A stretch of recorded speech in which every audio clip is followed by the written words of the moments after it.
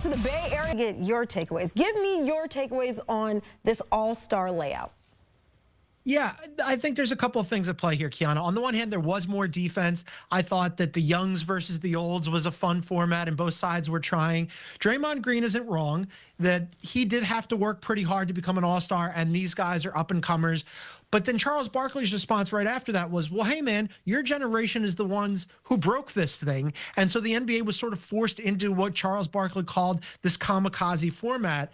There were a lot of things tonight that didn't work. There was a whole bunch of Kevin Hart. At one point, there was a robot dog for reasons surpassing understanding. And then in the championship game, Kiana, they took a time. I forgot that the basketball was going to happen anymore. They took such a long break in the middle of it to fet the TNT guys. And you know, they deserve it. They're amazing, but they're not going anywhere. They're just not going to be on TNT next year.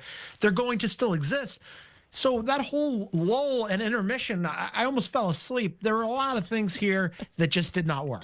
Yeah, I feel like the NBA trying to fix this all-star game, but I think at the end of the day, we want to see the stars. We want to see fun basketball, and we'd also like to see defense and maybe a little less on the talking and performance side. But nonetheless, we got to see a lot of those stars, but maybe not the biggest of them all. LeBron James informing the media about 2 hours ahead of the event that he would not be participating due to dealing with ankle and foot discomfort. But I want to get your thoughts on just the timing of the announcement for the King.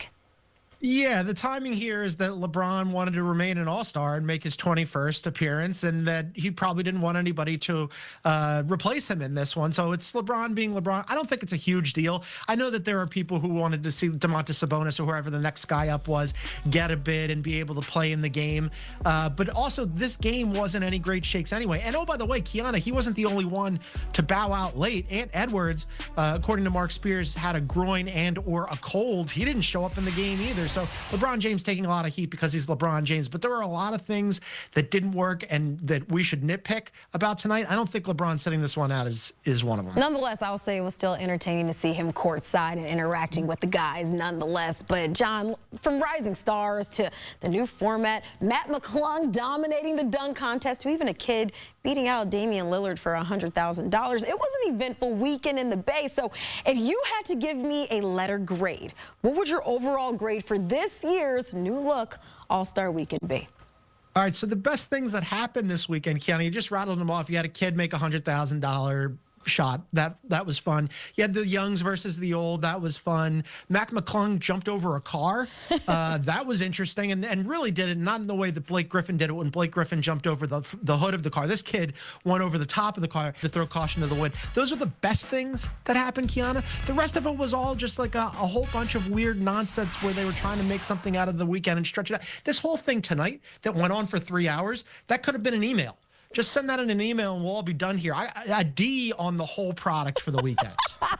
Just send it in an email. We don't need a whole meeting for this. Put it in an email. But as far as Chris Paul and Victor Wembanyama, they were under the impression of working smarter, not harder. But they didn't fully read the disclaimer and the rules. But I admire the effort that they had there. But, John, let's flip the script and look a little bit ahead because we're entering that unofficial second half of the NBA season. And I want to take a look at the odds to win the NBA Finals. The defending champs who entered the All-Star break second in the East have the shortest odds to go back-to-back at plus 195. They're followed by the top team in the West, the Thunder, at plus 220. The 10-loss Cavs have the third shortest odds at plus 850. Then the Knicks, Nuggets, and new-look Lakers rounding out the top 6 odds to win the title this year. So as we start gearing up for the second half of the season, there's teams that maybe might have a second half surge. Contenders could turn into pretenders, vice versa. There's the health of the top players and teams and the impact of maybe new faces in new places. But give me the biggest storyline that you are looking forward to in these final 2 months of the regular season. Oh, you nailed it with that last one there, the new faces and new places thing, right? What was the biggest topic at the trade deadline? What was the biggest topic at All-Star Weekend this weekend? It's going to be the biggest topic for the rest of the season. It's Luka Doncic getting traded to the Lakers, and how does he perform next to Mr. I don't want to play in the All-Star game, but I'm not going to tell you until the very end here, LeBron James.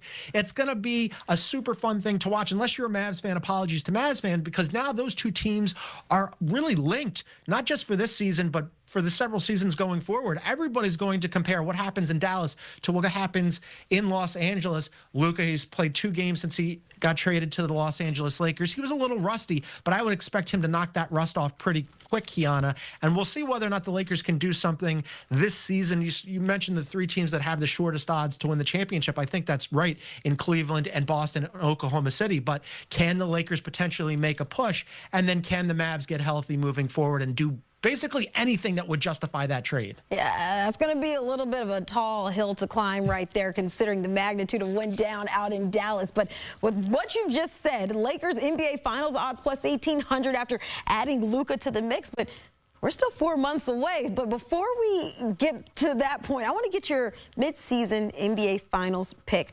Who do you have? Where we stand, middle of February, still got 2 months of the regular season and 2 more months until the finals. But give me your finals pick.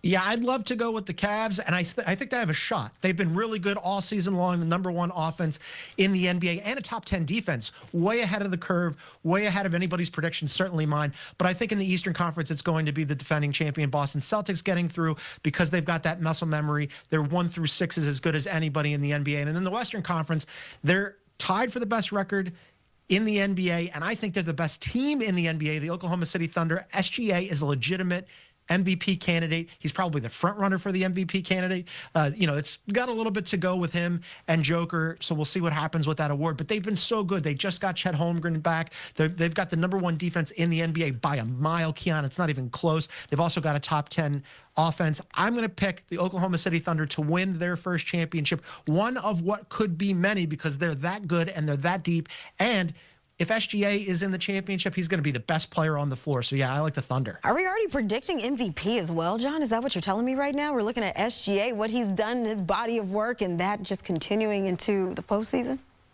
He's the favorite right now, but I think it's going to be pretty close because I don't think some people have realized that Joker, who has won 3 of the last 4 MVPs, the Denver Nuggets are only a half game out of second place. If all of a sudden Denver gets back into it, the narrative could shift a little bit because at the beginning of the season, it was Joker as the favorite. Now all of a sudden SGA's got the momentum. We still got about a third of the season, somewhere between a quarter and a third of the season left. That could shift back. It's going to be interesting to watch it all go down. You've got muscle memory with the Celtics, and then you've got the defense of OKC, but you know what they say, John? Defense wins championships, so we'll have a few more. Hello, xin chào tất cả các bạn đã đến với kênh YouTube của mình. Mình xin tự giới thiệu, mình là người sáng tạo nội dung trên nền tảng YouTube. Mình sáng tạo những video cắt dán. Đây là những sản phẩm cắt dán của mình. Đây. Nội dung của mình làm trên kênh chính là cắt dán, và đây là những sản phẩm mình đã cắt dán mà mình vẫn còn lưu lại này. Đấy.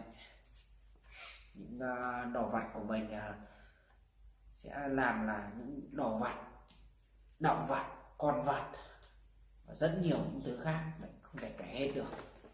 Đấy. Đây là một số những sản phẩm mình làm ra thôi. Và để tạo ra được những sản phẩm như thế này thì mình sẽ cần có những đồ dùng và dụng cụ như sau.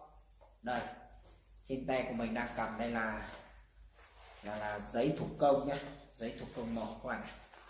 Nó có rất nhiều những màu sắc.